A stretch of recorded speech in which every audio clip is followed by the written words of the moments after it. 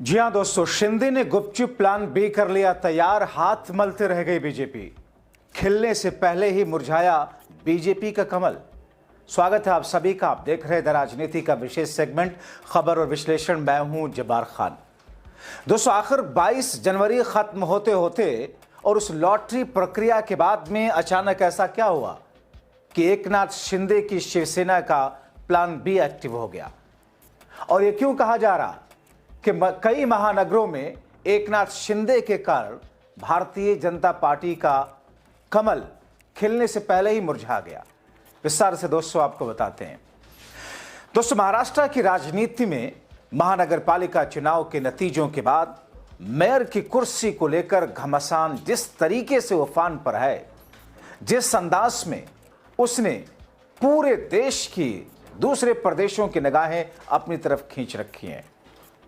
मुंबई महानगर क्षेत्र में अपनी पकड़ मजबूत रखने के लिए उप मुख्यमंत्री एकनाथ शिंदे की शिवसेना और बीजेपी के बीच शह और मात का खेल तगड़े स्तर का चल रहा है। और इसी बीच में शिंदे ने अपने प्लान बी को एक्टिव करके बीजेपी को चारों खाने मानोचित कर दिया है। वैसे दोस्तों, अभी तक तो भारतीय जनता पार्टी को लगता था कि साहब उसके पास तो ऑपरेशन लोटस है। विडंबना ये कि main stream media, TV media, operation lotus जो कि पार्टियों को तोड़ने वाला, सांसद विधायक नेताओं को तोड़ने वाला, टीवी मीडिया उसे ग्लोरीफाई करता रहा, मास्टर स्ट्रोक बताता रहा। मगर दोस्तों, शायद बीजेपी इस गलतफहमी में थी और इधर एकनाथ शिंदे ने अंदर ही अंदर खेल कर दिया। दोस्तों, नगर निगमों के मेयर के लिए लॉटरी की औपचारिकता तो पूरी कर ली गई, मगर उसमें भी बीजेपी ने अंतिम समय में जिस तरीके से नियम गाइडलाइंस बदल करके जो कुछ फायदा हासिल करने की कोशिश की, वो तो तब कहा जाता मास्टर स्ट्रोक जब वो ढका छुपा रहता, लेकिन वो सब कुछ धराशायी हो गया।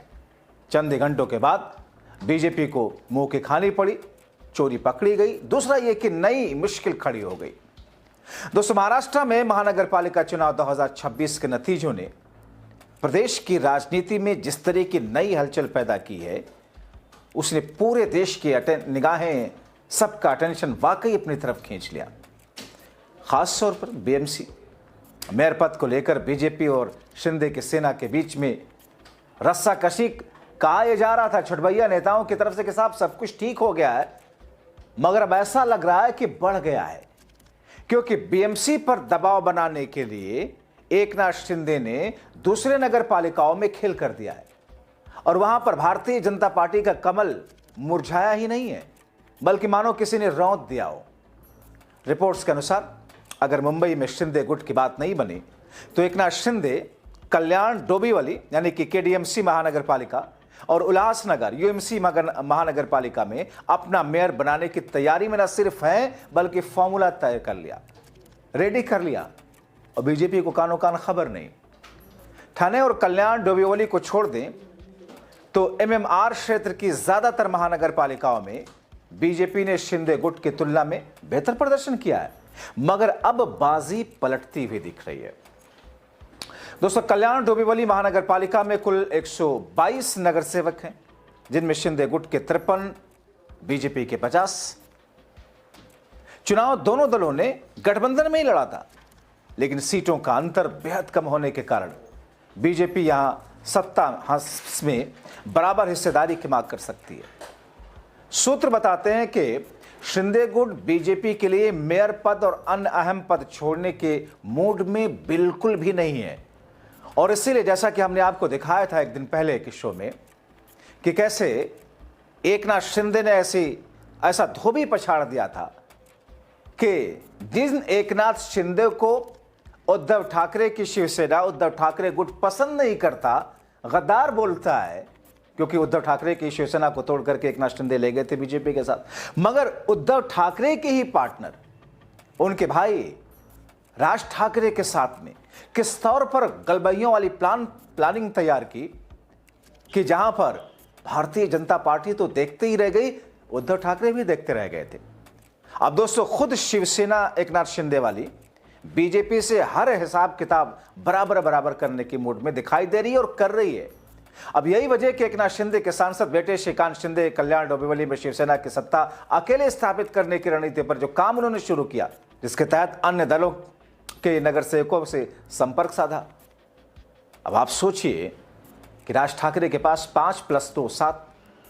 अब राज ठाकरे जैसे नेता से भी अगर सहयोग ले सकते हैं पर्दे के पीछे से, तो फिर उनकी प्लानिंग के बारे में आप सोच सकते होंगे। प्लान बी किस तौर पर एक्टिव किया। इसलिए बीजेपी अब ज्यादा चिंतित है, क्योंकि यह सब कुछ तब हो रहा दोस्तों जब अमित शाह के साथ में एकनाथ शिंदे की 2 राउंड की बातचीत 2 दिन पहले ही, करीब 1.5 दिन पहले हो चुकी है, मगर हल नहीं निकला, कुछ नतीजा नहीं निकला। अब 122 सीटों वाले कल्याण डोंबिवली महानगर पालिका में बहुमत के लिए 62 सीटें चाहिए। शिंदे की शिवसेना के पास 53 है, एमएनएस के पास में 5 है, +2 तो 58, 53 5 58, 260 के आसपास पहुंच सकता है। फिर भी दोस्तों 61 यानी कि 62 चाहिए। और ऐसे में कई दूसरे पार्षद जिनके साथ में एकनाथ शिंदे ने अपना जुगाड़ तय कर लिया है। बताया जा रहा है कि उसमें कुछ उद्धव के नगर सेवक भी शामिल हो सकते हैं। बहुमत का आंकड़ा पार होने की उम्मीद है। आप देख लीजिए उल्लासनगर महानगर पालिका, वहां भी हालत कुछ ऐसी ही है। बीजेपी के पास 37 हैं, जबकि शिंदे गुट के पास में 36, यानी कि दोनों को बराबर बराबर ही कामयाबी मिली है। क्योंकि सीटों का बंटवारा भी भारतीय जनता पार्टी ने ऐसे ही किया था, स्ट्राइक रेट भी वैसे ही आया, 36 और 37, बीजेपी के पास में एक ज्यादा। उल्लासनगर में शिंदे गुट ने बीजेपी को चौंका दिया। उल्लासनगर नगर निगम चुनाव के नतीजों में बीजेपी 37 पार्षदों के साथ सबसे बड़ी पार्टी उभरी, लेकिन बहुमत के जादुई आंकड़े से महज 3 दूर रह गई। अब 36 सीटें जीतने वाली शिवसेना लगातार अपनी रणनीति पकड़ मजबूत कर रही है।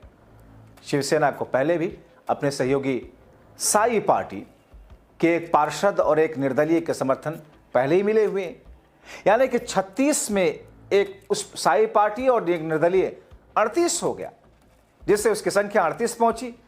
और वंचित बहुजन अघाड़ी के 2 और पार्षदों का समर्थन मिलने के बाद शिवसेना का आंकड़ा 40, यानी कि उल्लासनगर में भारतीय जनता पार्टी सबसे बड़ी पार्टी बनकर उभरी और माना गया कि वो जोड़ तोड़ करके अपना मेयर बनाने जा रही है।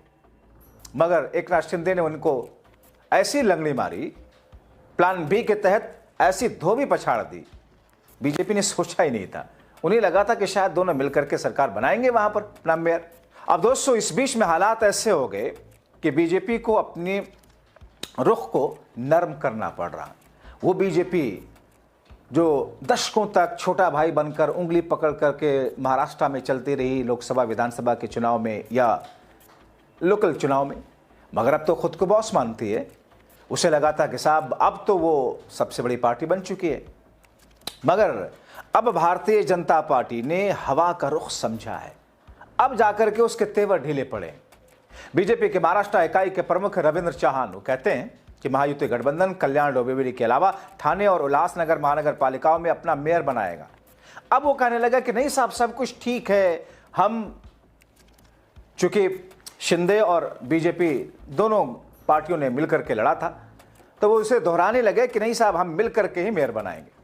चौहान का बयान ऐसे समय में आया जब कोई केडीएमसी और उल्लासनगर में राजनीतिक समीकरण में हो रहे बदलाव से शिंदे सेना मजबूत हो रही है। दोस्तों बीजेपी प्रदेश अध्यक्ष कहते हैं कि बीजेपी शिवसेना गठबंधन को तीनों महानगर पालिकाओं में जनता का स्पष्ट जनादेश मिला है। जाहिर तौर पर अगर गठबंधन आपने लड़ा, गठबंधन है तो मिला ही है, मगर अलग अलग बीजेपी अपना मेयर बनाने के लिए साइडलाइन करके शिंदे को जिस तरीके से देख रही थी, अब उसे जरा एहसास हो रहा है, अब ऊंट पहाड़ के नीचे आया और इसीलिए मेयर पदों पर महायुति उम्मीदवार ही नियुक्त होने की बात कहने लगे। बीजेपी के अध्यक्ष कहते हैं कि मुख्यमंत्री देवेंद्र फडणवीस के दावोस से लौटने के बाद अंतिम फैसला होगा। 25 जनवरी को फडणवीस के लौटने के बाद माना जा रहा है कि 25 तारीख को मुंबई आ जाएंगे। उनके और उप मुख्यमंत्री एकनाथ शिंदे के बीच में बैठक होनी है। दोस्तों एक तरफ उद्धव ठाकरे के सांसद ने यह भी अभी करीब 2 से 3 दिन पहले कहकर चौंका दिया था, क्योंकि उद्धव ठाकरे की शिवसेना दरअसल एकनाथ शिंदे को सीधे तौर पर गद्दार कहती है। उन्होंने यहां तक कह दिया था कि उनके पास अपना मेयर बनाने के लिए 108 पार्षद हो चुके हैं, 6 की और जरूरत है।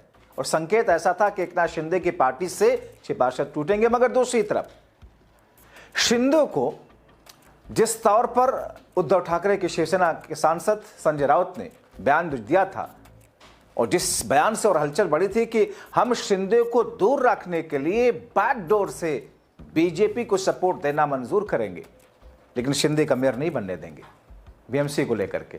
यानी कि सिर्फ बीजेपी और शिंदे के बीच का एक टसल नहीं है, बल्कि बीजेपी और शिंदे के शिवसेना के बीच में ये टसल तो ही है, लेकिन वो त्रिकोणीय हो रहा है उद्धव ठाकरे के साथ में भी।